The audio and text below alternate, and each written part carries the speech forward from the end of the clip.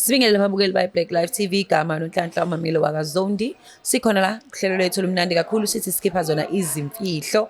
Kanti-ke namhlanje sivakashele uyena usisi ezosichazela kabanzi ngemfihlo yakhe ukuthi ngabe yini lemidlayo emlethela kwi-Black Live TV. Sawona sisi unjani? Ngiyaphila njani sisi? Ngikhona. Sisi ithini imfihlo yakho namhlanje? Ngifuna ukuzoconfessa kumuntu wami ukuthi ngamfihlela ukuthi ngiyagula, kunesifo enginaso, sathandana nje iminyakazi yaba miningi ngimfihlela ukuthi ngiyagula. Manje bengithanda ukuthi ngimtshele ukuthi nesifo enginaso. Okay. Isifo zosidalula kuyena. Yebo. Okay. So niqale nini ukuthandana nomuntu wakho? Umuntu wami siqale ukuthandana naye ngicabanga ukuthi beku 2013. 2013. Yo, umnyaka emingaki 2024 from 2013. Yebo, ngihleli nale mfihlo nje. Ninabo abantwana noma ninabo? Sinayo umntwana oyi-1. Ninayo umntwana oyedwa. Okay. Aningaze mhlambe kube umuntu ofunayo ukuthi nihambe ndawonye niye kodokotela nje ubona abantu bathandanayo. Usually nike nithathane mhlambe menisathanda kuqala relationship niyo-check-a ukuthi mhlambe omunye umi kanjani. Mhlambe futhi noma usuzobeletha angithi uyazi ukuthi uba nama-doctor's appointment la khona osuke khona uvashela udokotela. Akazi kube nento kanjani? Ayi akaze nje sicabanga indaba ukuthi siqale ngokuyo-check. Hayi savele nje sathandana nje saqhubeka nempilo. Kwaze kwathi ngo-2014 sathola umntwana. So sathola umntwana soqhubeka nje sathandana kahle, wahamba wayovela ekhaya eyohlawula ingane le esinayo. Yebo. Wahlawula nje umuntu nje obonakalayo ukuthi hayi into yethu i-serious. Saqhubeka nje sahamba isikhathi sithandana, so manje iyangidla lento. Because nangalesikhathi ngikhulelwe bengimfihlela ukuthi kunezinto engizisebenzisayo for ukuthi ingane nayo ikwazi ukuthi ivikeleke.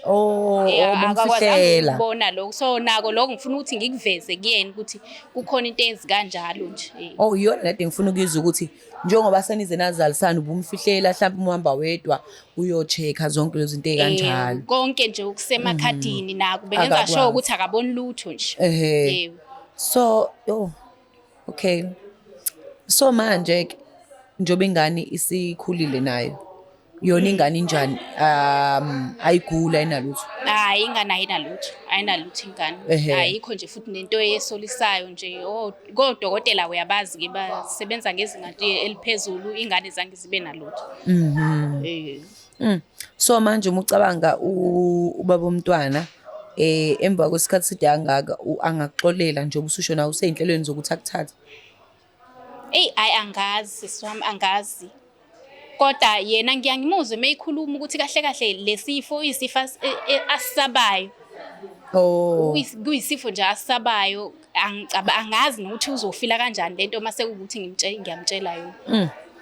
Mhlambe ukuthi uzizwa right ukukhuluma ngaso ngoba egcineni naso nawe icall uzomtshela ngaso. Isona siphi isifo lesisaziyo mhlambe noma? Isifo enginaso i-HIV. Okay. Yebo. So wamsulela nge-HIV? Yebo, kodwa yena akazi.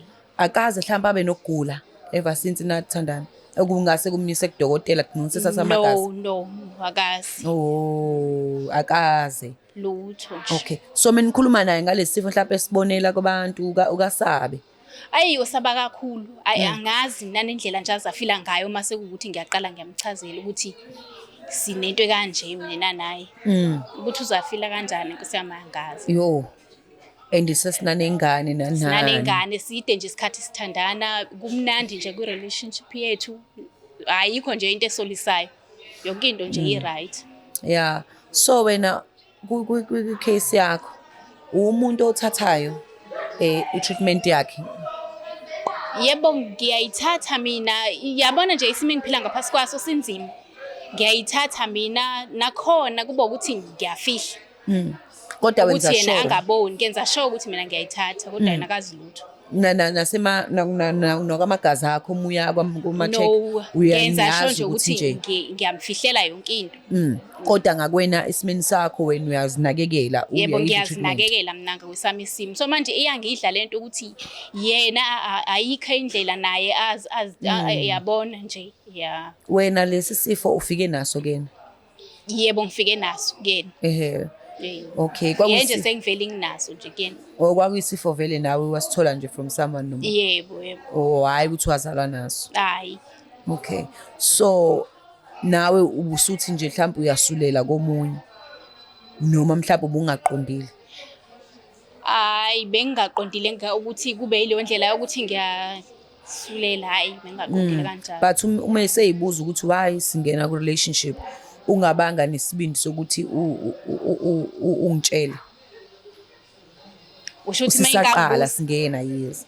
Because omunye umuntu uzoyibuza ukuthi okay kusho ukuthi uzongibhixa ngobende inyama ngayidlanga, you understand? Because uthola isifo komunye umuntu hayi nanokuthi wazalwa naso, uthole komunye umuntu uza kumina and after so many years from 2013 wena manje uzongitshela manje ngo-2024 ukuthi unesifo onaso, you understand? So ngifuna ukuthi sibe kwi-page elodwa mhlawumbe izinto angasakubuze zona, so wena ungafila kanjani?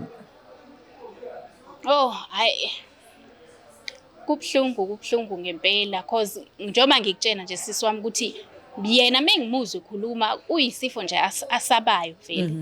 Uyisifo nje asabayo ngempela. Mucabanga uyophinda kuthembe? Hayi angikhumbula ukuthi uyophinda kwazi ukungithemba. Mhlambe nje kuzakhulunywa nangendaba ukuthi kuyehlukwana nje. Mangicabanga. Kodwa ngizwe ngazi ukuthi usewumuntu vele oseqalile wavela wahlawula umntwana usesemalungiselelweni ukuthi nawe akwazi ukuthi yes yena userious Nkosi sami ngami userious nje kakhulu nomndeni wakhe. Yebo because nakubo nje ngiyaziwa yabo uyothi mayisekusho nje lokho mhlambe kuma wakhe ukuthi hayibo uma kabani ngitshela ukuthi kukanje so nje ngiyacabanga ukuthi izobanzima kakhulu leyo nto. So lokhu naqala ukuthandana nina nobabili uke wakutshengisa mhlambe yena ungathembeki kwena, mhlambe njengokuchithela mhlambe njengokuthi ahamba ngabuthi, mhlambe nje useke wakutshengisa khona izinto asekazenza wena ongekho happy ngazo? Eweke i-cheating ngicabanga ukuthi into eyenzakalayo nje isikakhulukazi kuma relationship ngiyavuma kukanjalo. Uyayenza into efana naleyo, uyachiya ngichithela. So njengoba usho nawe uthi uyakuchithela mhlambe wakwacabanga ukuthi mhlambe naye ngenzeka ukuthi njobe umuntu ochithayo akayivikeli mhlambe mayichitha?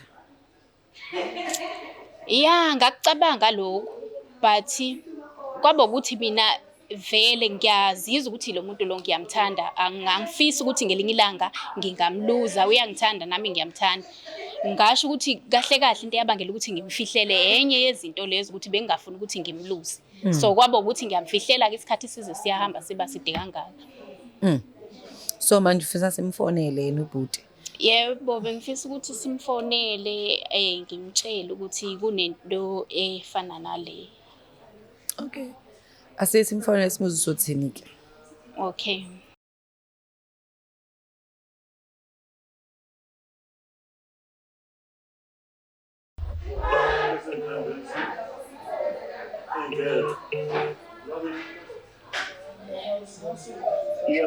Yebo sanibona njani?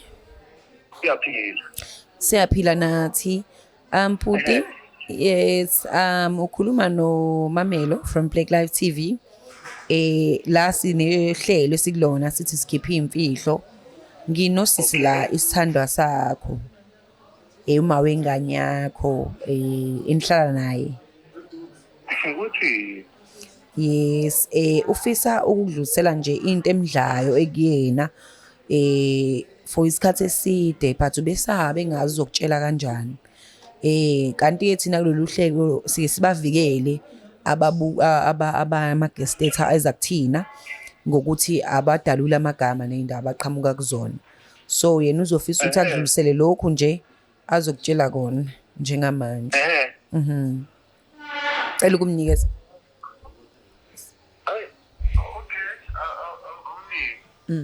Sawubona baba.